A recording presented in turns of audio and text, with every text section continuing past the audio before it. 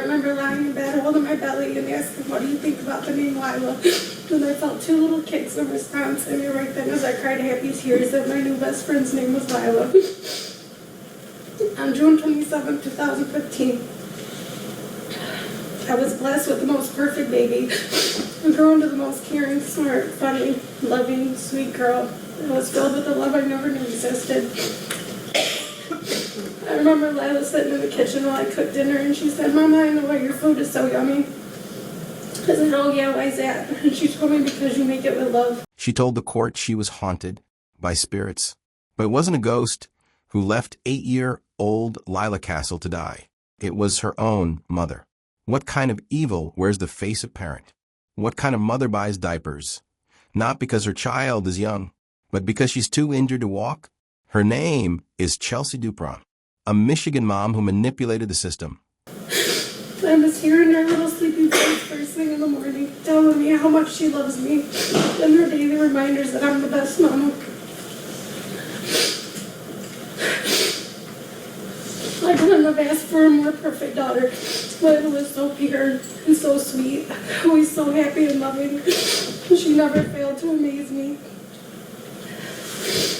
I'll never forget when we decided it was time to take off her training wheels. I was so nervous, but she wasn't. She hopped right on her bike and immediately took off. She was a pro on the first try. Lied to the courts and gained full custody of her daughter by accusing the child's father of abuse.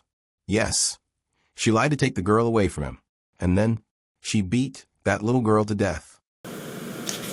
She was taken from us not once, but twice, and then forever.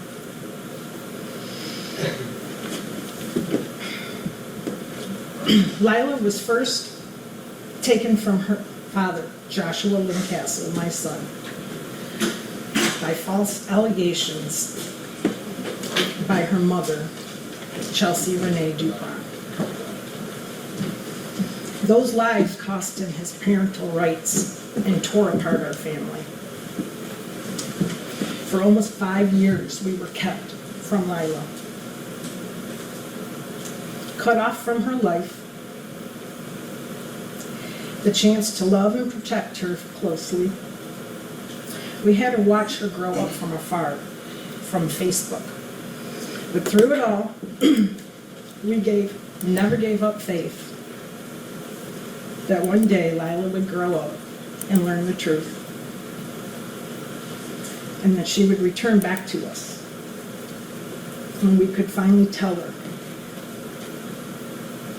how she was always loved, how hard we fought for her, and how we deeply missed her, and that she had a little brother who now will never know his big sister. Not in one moment, not in a rage, but over the course of days, as Lyla lay in her bed, crying in silence, her body covered in bruises, Chelsea Duperon left the house. She went shopping. She bought a diaper, some Vaseline, a heating pad, and a bottle of liquor.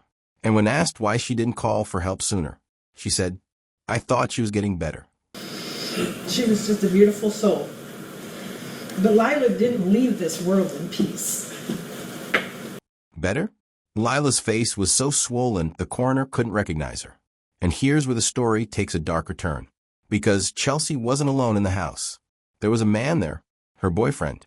And when police asked him why he didn't call 911, he said something that would send a chill through the entire courtroom. If she was my biological child, I would have called the police. Let that sink in. She was just 8 years old, beaten, dying. And this man decided she wasn't his problem. Chelsea Duperon didn't just murder her daughter.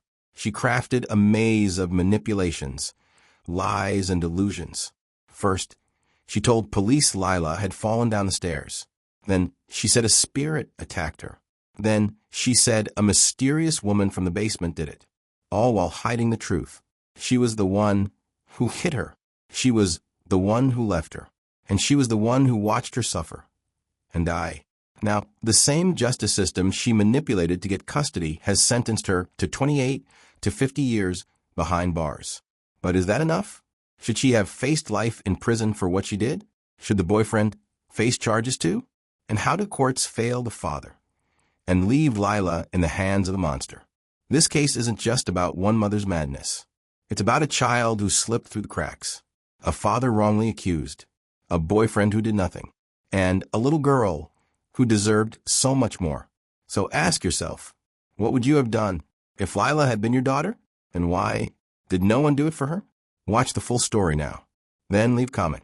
Was justice served? And if you believe the truth should never be buried, subscribe, follow, and turn on notifications for more real stories that demand to be told. Because next time, it might not be someone else's child. It might be someone you know. Bear with me, please.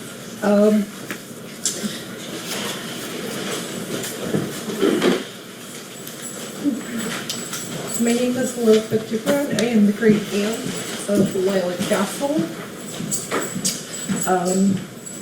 We all share a deep sorrow and grief over the tragic loss of Lyla. And there's nothing I can say to ease the pain of her absence to any of the family members. Chelsea, I want you to know that I love you. And I know that you're truly remorseful for what has happened. We wish we would have known more about what was going through in those critical days leading up to Lyla's passing. We would have been there for you, ready to help you in any way we could have. The other adult that lived in the same home as you and Lyla knew the full extent of your struggles, and he knew that Lyla needed medical care. And the person Lyla called Dad had the chance to make a difference and chose not to. Regardless of what transpired, it is clear he was in a position to act and failed both you and Lyla. And I am truly sorry for you both. I hold you responsible for your actions, and I understand that no one is beyond accountability.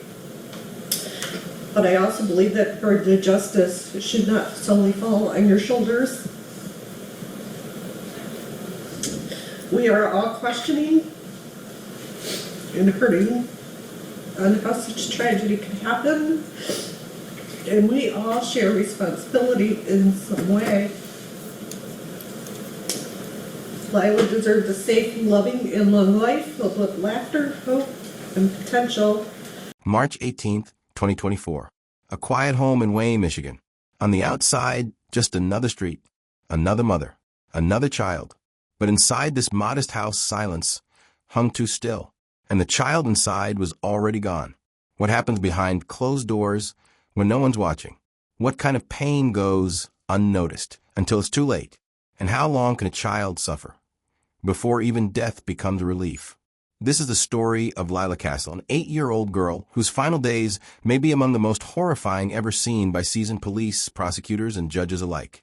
And this is the story of the one person who was supposed to protect her, her mother, Chelsea Duperon. The call came in just after sunrise. Chelsea's voice trembled on the phone. She said her daughter wasn't breathing. She claimed Lyla had taken a fall down the stairs. An accident, she said. But when police stepped into the house, they didn't find panic. They didn't find a frantic mother trying to save her daughter. They found stillness. And upstairs in one of the bedrooms, they found Lyla, lying in a bed, cold, unmoving, wearing a diaper. A diaper? On an 8-year-old? The officers knew immediately. Something was wrong. Terribly wrong. Lyla didn't just fall. Her body told a different story. Bruises everywhere, from her forehead to her toes. Her face? Swollen beyond recognition. Her head? Blunt force trauma. Her eyes closed forever. What kind of fall does this? What kind of mother lets this happen? Veteran prosecutors, officers, hardened by decades of violence. None of them could believe what they saw. This wasn't a moment of anger. It was a prolonged attack. Days of agony. 3 full days Lyla lay in that bed, alive, unable to move, while the woman who beat her went about her business. And what did that business include? Buying diapers, buying Vaseline, a heating pad, and a bottle of liquor. She had time to shop, time to plan, but never time to call for help. So we have to ask, what goes through a mother's mind when she watches her daughter fade away and does nothing? Did she think Lyla would survive? Or was she hoping she wouldn't? Lyla was just 8. She liked unicorns. She had friends. She had dreams. She didn't know her home was a danger zone. She didn't know that the one she loved most would turn out to be her killer. Duperon didn't just lie. She layered her lies. After the staircase story fell apart, her explanation took a darker turn. She told detectives, "This sounds crazy, but there's bad spirits." She said a mystery woman appeared in the basement and attacked Lyla. She said she was possessed. Possessed? Was this delusion? A desperate distraction? Or just another lie stacked on a pile of horrors? Detectives quickly dismantled every piece of her fantasy. There was no intruder, no bad spirits. Only Chelsea. She admitted eventually to striking Lyla herself. She confessed to watching her die slowly over the span of days. And still she waited to call. Why? Was it guilt or cruelty? Panic or premeditation? We may never truly know. But one thing was certain. Lyla didn't just die. She was allowed to die. And every moment that passed, every hour that could have saved her, was stolen. If medical attention had been sought, she might have survived. Yes, she might have survived. All of this pain, all of this horror, could have been stopped with one phone call, one trip to the hospital. But instead, Lyla was abandoned, broken, and erased. What kind of mother claims she's haunted by spirits, while her daughter lies dying in the next room? Why would someone rather invent a phantom attacker than face the truth of their own hands? In the next chapter, we dive deeper into the lies, the manipulation, and the mind of Chelsea Duperon, because behind every horrific crime, there's a truth waiting to be unearthed. Truth doesn't always come easy. Sometimes you have to drag it out piece by piece from the mouth of someone who would rather choke on lies than admit the unthinkable. When Chelsea Duperon sat down in that interrogation room, she wasn't a grieving mother. She was a woman rehearsing her lines, a woman scrambling to weave a story that could explain the unexplainable. But lies have a way of breaking under their own weight, and hers crumbled fast. She started simple. Lyla fell down the stairs. But how do you explain a face so bruised that even medical examiners called it unrecognizable? How does a fall cover a child's body in dark violent marks? Head to toe. The detectives saw right through it. They knew the timeline didn't match. They knew the bruises weren't just from one impact. And they knew this was no accident. So they pressed her, and that's when things turned strange. Her voice changed, her eyes restless. She whispered about bad spirits, evil forces in the house. She said they were angry. She said they wanted Lyla. A mystery woman, a dark figure, she claimed, emerged from the basement. This phantom, she said, beat her daughter. But the basement told another story. No sign of forced entry. No footprints. No evidence of anyone but Chelsea and Lyla inside that home. So we have to ask, was she hallucinating? Was it guilt twisting into delusion?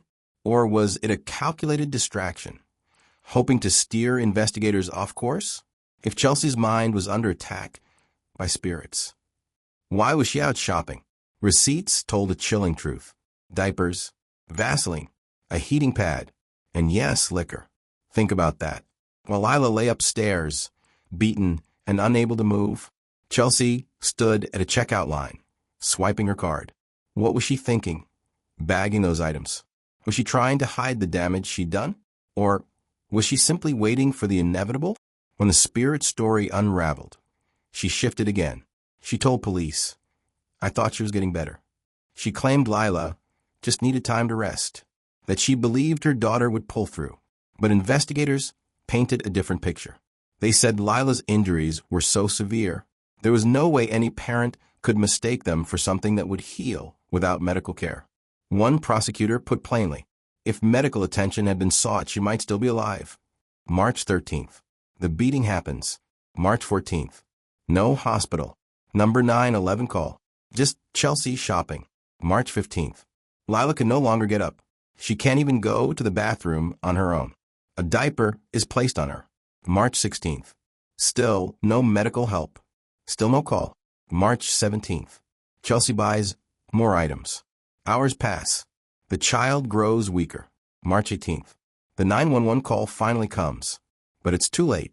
What mother waits 5 days while her child slips away? What kind of fear or coldness lets that happen? Detectives described Duperon's behavior as distant, detached. She didn't cry the way they expected. She didn't ask the questions that most mothers ask when tragedy strikes. Is my baby okay? Will she live?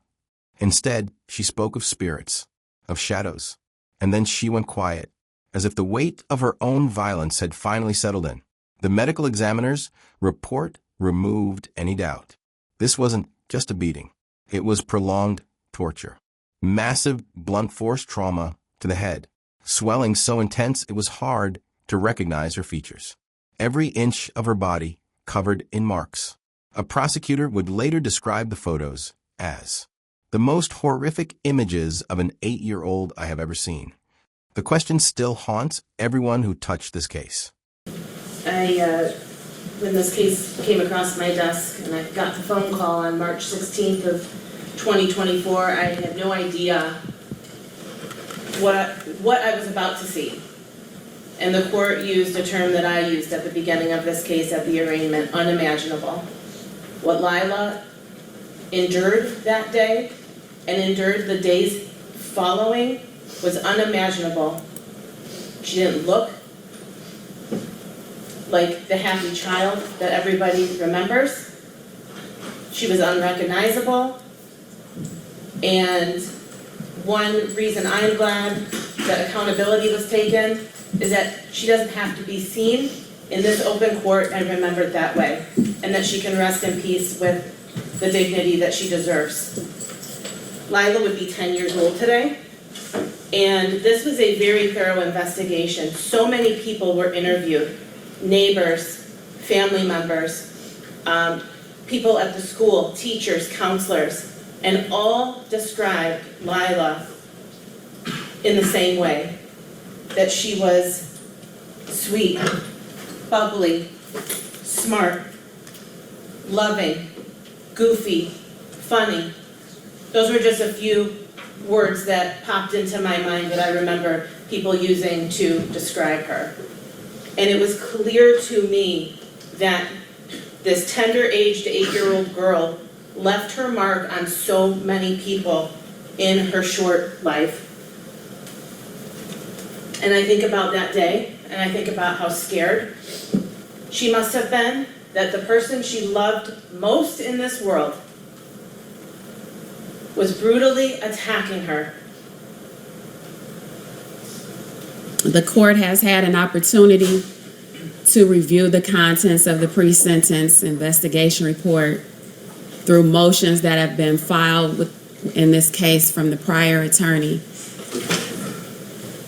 I've had the opportunity to see the most horrific photos of an 8-year-old girl I have ever seen in my entire life. She had significant swelling, bruising from the crown of her head to the soles of her feet, and everything in between. Multiple wounds to her face, to her head, bruising. Certainly something more than falling down the stairs. She was brutally attacked by the individual that was supposed to love her, to nurture her, to care for her, to protect her, and to guard her against any and everything. But instead, the way in which she chose to guard her, protect her, is to go to Rite Aid and get diapers for an 8-year-old because she couldn't afford to get out of bed to use the restroom. Court even read that she was going to take her to the hospital, because her insurance was back on, whether she had insurance or not. Lyla was certainly in need of going to the hospital and receiving medical attention. Whether Ms. Duperon had to pay for the rest of her life for that medical bill because there was no insurance, certainly Lyla needed to go to the hospital. When Ms. Duperon knew that she couldn't even lift her, she should have known that she needed to go to the hospital. Lyla couldn't even do anything other than to sit up in bed, couldn't get out of the bed, but somehow Ms. Duperon thought that she seemed to be getting better. So instead, as I said, she purchased diapers, baby wipes, and a Thermopack wrap, and meal replacement shakes. Then you have the boyfriend, aka the stepfather, who indicated that if it was his blood child, he would have called the cops. But since it wasn't, not my problem, I don't know what to do. What he should have done is to pick up the phone and call 911. Better yet, grab Lyla up in his arms, get in the first thing smoking, and get to the hospital. That's what he should have done. But he checked on her and went to work.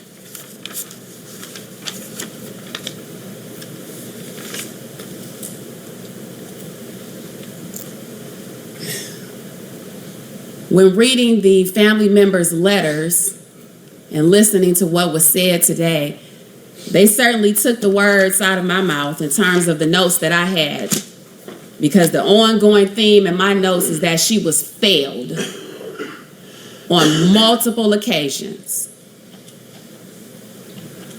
She was failed by the live-in boyfriend who didn't seek to get her medical treatment, and she was failed by her mother.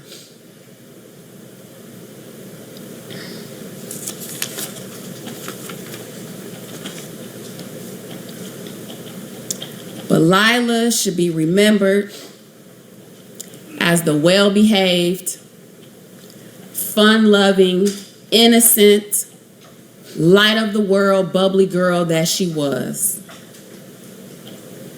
and not for anything else. And so this court believes that Lyla is now in a place where she is loved for, where she is cared for, and where no one else will have the opportunity to fail her. Why did Chelsea Duperon hurt her child? Why did she let her die? Was it rage? Was it neglect? Was it something darker, festering inside her? We may never know, because even when she confessed, her answers never gave the world what it truly wanted, the truth. But what we do know is that the lies didn't save her. They only buried her deeper. When Chelsea finally stood in front of a judge, there would be no spirit to blame, no phantom woman in the basement, only the horrifying reality of her own actions. A courtroom is supposed to be a place of clarity, a place where the truth stands tall, and justice levels the ground beneath it. But what happens when the truth is so horrific that even justice seems too small? What happens when even the judge looks away? In July of 2025, Chelsea Duperon stood before the court, and what unfolded inside that room would haunt everyone who entered it. This wasn't just a trial. It was a confrontation with something darker, something human, but monstrous. The charges were overwhelming: felony murder, first-degree child abuse. If convicted at trial, Chelsea Duperon could have faced life in prison without parole. But in the shadowed corridors of the legal system, deals are struck, compromises are made. On July 1st, 2025, Duperon did what many didn't expect. She pled guilty, not to murder in the first degree, not to the maximum charge, but to second-degree murder, a plea bargain, an agreement, the most serious charge dropped. Why would prosecutors accept it? Was the evidence not enough? Were they afraid a jury might hesitate?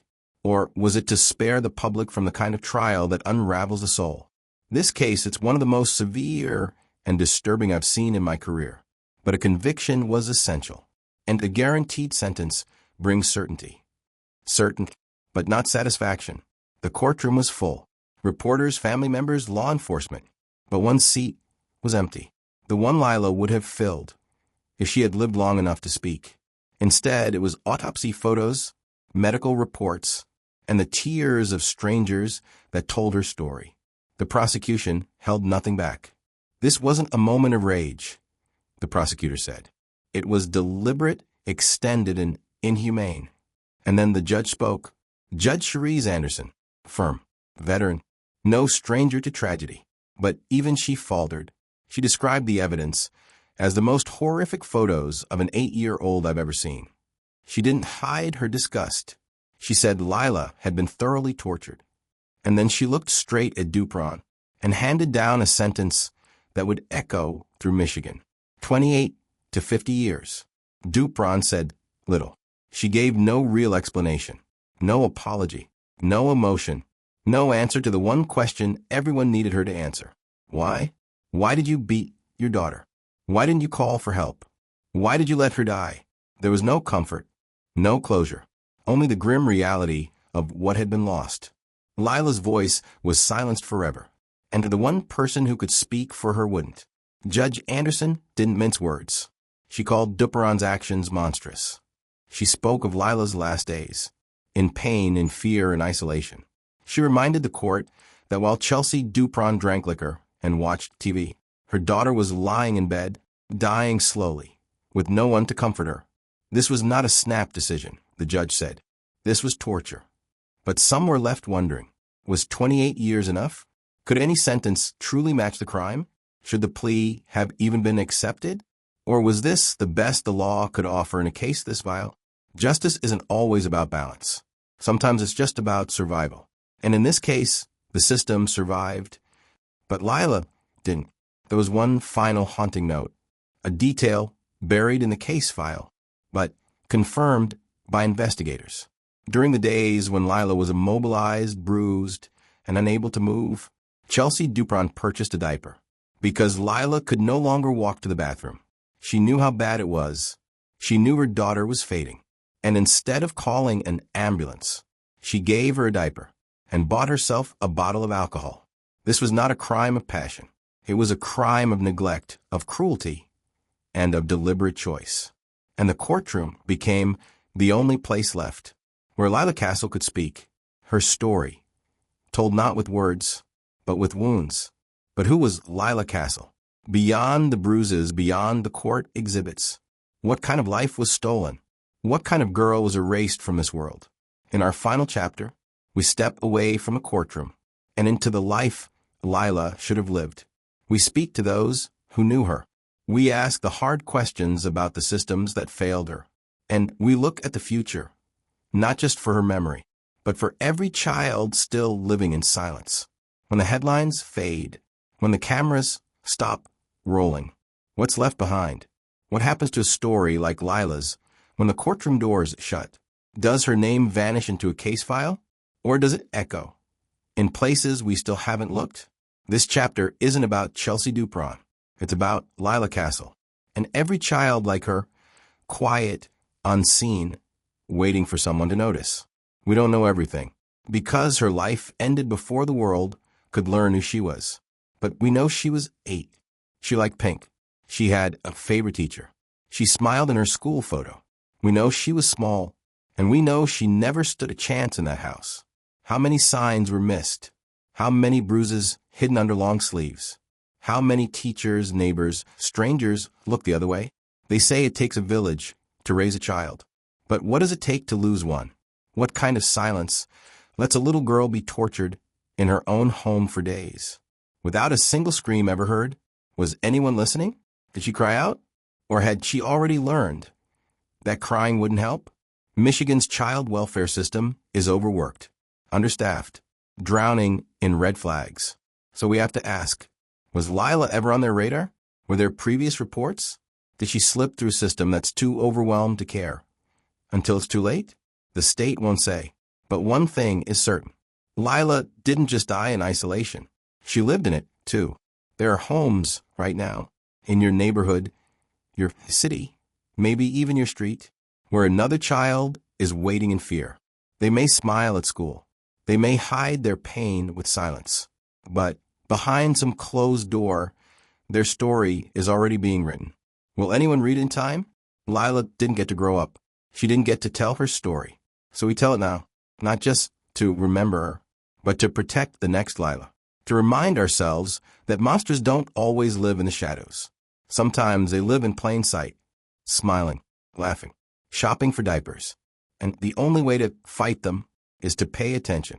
Lyla's story doesn't end with this documentary. It ends with what you do next. Listen closely. Look carefully. Ask questions even when it's uncomfortable. Call when your gut says something isn't right. And never assume a quiet house is a safe one. Because if someone had spoken up sooner, Lyla Cassel might still be here. Thank you for watching. If you believe every child's story deserves to be heard, subscribe, follow, and join us next time for more true stories